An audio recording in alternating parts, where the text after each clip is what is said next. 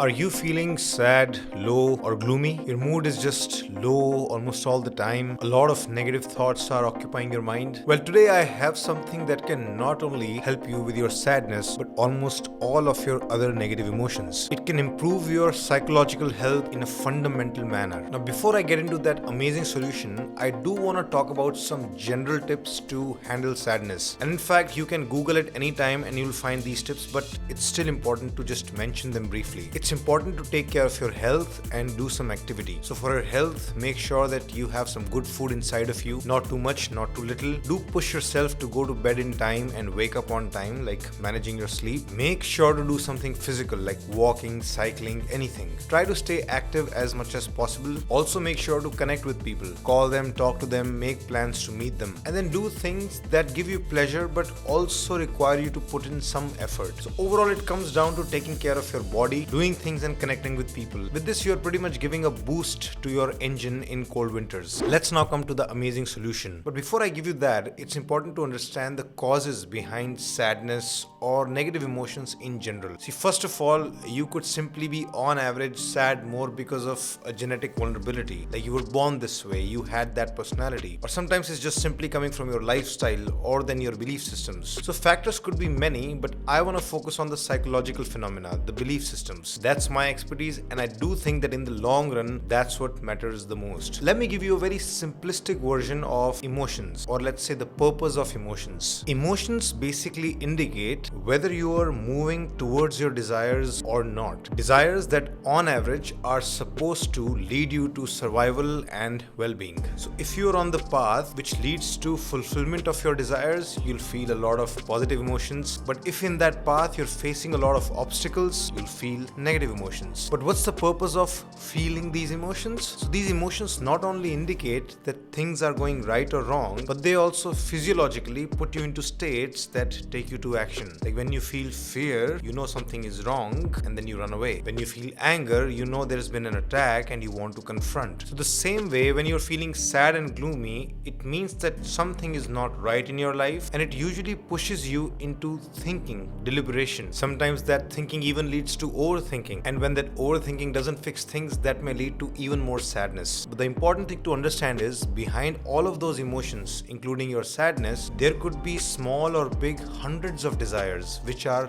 probably not being fulfilled. And as more and more obstacles accumulate in your life, your mood dips lower and lower. I know this is a very simplistic version of the purpose of emotions, but it's a good starting point for us. Now we can talk about solutions. So the step number one would be find out the unfulfilled desires. So for this, I would actually recommend you start writing in a journal. And this process of finding out those desires will take a lot of reflection, a lot of thinking, because many times it's just not going to be obvious to you. Not every desire or every goal that you have is a conscious one. Sometimes it's just wired in you automatically. Maybe you have picked it up from other people. Maybe it's just coming from your natural personality. Like you never really thought about it. Okay, I want to do this, but it's just there inside. Because we are literally creatures of desires. So what you can start with is you can make two columns. In column 1, you can write the negative emotions. Okay, I'm feeling sad, gloomy. Or you can write, okay, I'm disappointed, I'm feeling alone, I'm angry, upset, annoyed, like whatever you're feeling. And then in front of it, you have to write, what is the desire that was unfulfilled? What was the expectation that was unfulfilled that is making me feel this way? I'll use the words desires, wants, expectations interchangeably. When you're reflecting, every smallest goal counts. It could even be, I just want a great cup of coffee the moment I wake up in the morning. This is a goal. I just want silence in my house. That's another goal. I want my room to smell nice. A goal.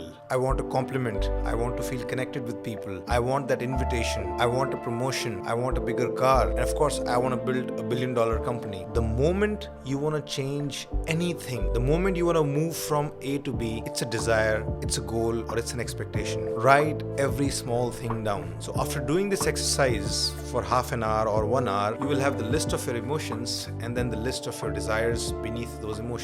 Then we go to the step 2. Now from this list of desires, try to let go of as many of them as possible. This is the hardest part. You can only keep a very few of them which are very, very important to you. Rest of them have to be removed. You really need to simplify your life. Very few important goals, very few things that I need in my life, very little expectations from people around me. You just have to want less and less. In general, your approach should be, if I get this, great. If I don't, it's still good. And why am I asking you to do this? Drop so many of your desires? You first have to accept how the world works, how the nature works. You have to realize that this world and other people are very unpredictable in nature. And a lot of the times, probably most of the times, things and people will not go in your favor. And it's fine. It's just the natural way of life. You can't control everything. You can't fix everything. You can't have it your way every time. The thing is, your brain and body wants to keep moving from A to B constantly in so many different directions, but it doesn't mean you will be able to. It doesn't mean you have the capability to, or even if you do have the capability to, does not mean everything around you will comply to your desires or needs. So basically, in your journey from A to B, you will have obstacles, and those obstacles are likely to produce a lot of negative emotions. And your instinct would say, yes, I'll solve every problem, I'll face all the obstacles. And I'm asking you, why play the game at all? Why not just drop the desire? Don't just go from A to B too much. Rest, relax, chill, be okay with less. No goals, no obstacles, no negative emotions. I'll give you an example of a goal that I let go of. Almost everybody around me, I've seen that they are very attached to their car. Like the car always has to be shiny and squeaky clean. And the moment they get a scratch, the moment somebody even touches the bumper, they get really upset. They get into fights. So what is their desire? Their desire is have a shiny car which represents this is cool, this is posh, this is perfect. They take this desire and go out on the road where there are so many elements which are just out of their control. So I personally, consciously just dropped this desire for myself. I don't want a shiny car. I don't want a perfect spotless car. If there are a few scratches, that's fine. I may get them fixed, but I may not also. And the most importantly, the moment I do get a scratch, it doesn't affect me anymore. No goal, no obstacle, no negative emotion. It sounds like a silly thing, but if you think about your day-to-day life, you have so many such uninvestigated goals. So put them under a microscope. Do I really want this? If not, just drop it. Let's come to the third point now. This again is not just an amazing antidote to sadness, but also to almost all other negative emotions. And this is looking at the positive, gratitude. See, whenever you are sad, low, your mind tends to get stuck in negative loops. Like there are negative thoughts which lead to negative emotions, then those negative emotions lead to more negative thoughts. Your mind becomes blind to all the good things, all the privileges of your life. And this is why when you're sad, you need to make the conscious work of looking at what's still good. What do I have that I still value? Who do I have in my life? The people that I still like, that I still love. At this moment, you're not valuing any of them,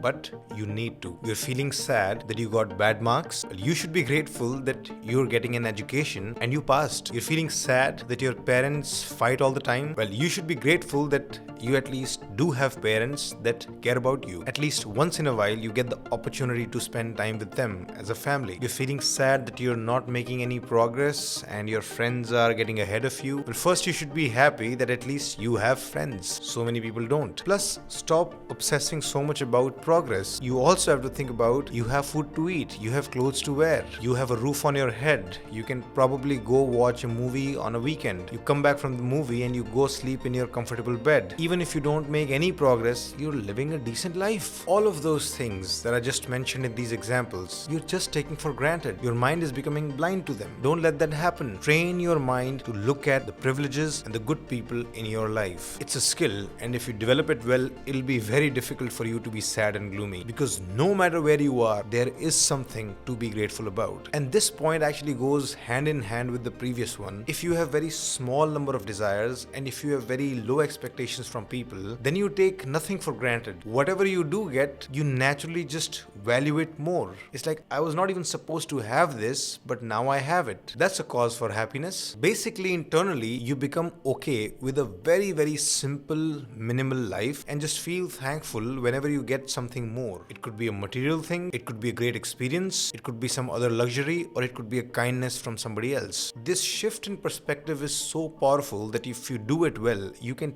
technically change your mood overnight. But of course, practically, it might take time because your brain is just habitual of thinking in a certain way. Ultimately, it comes down to your learning speed. The quicker you absorb this thinking style, the quicker you can transform your mood. And my fourth and final point here is keep the hope alive. Sometimes when you're really sad, you don't see light at the end of the tunnel. It's a cliche, but it's true that time is a great healer. Sometimes your desires go away on their own. Sometimes your desires naturally reduce in intensity, or sometimes sometimes you get different solution to fulfill the same desire. With time, there are so many possibilities. And the way our brain is built, whatever is bothering you today, it gradually does lose its grip on you. It loses its power. Our brain is built to adapt. It's pretty resilient in nature. It's much stronger than you probably think. It has, after all, been shaped by millions of years of evolution. In that process, it has actually become phenomenal at adaptation. It's amazing at survival and self-preservation. So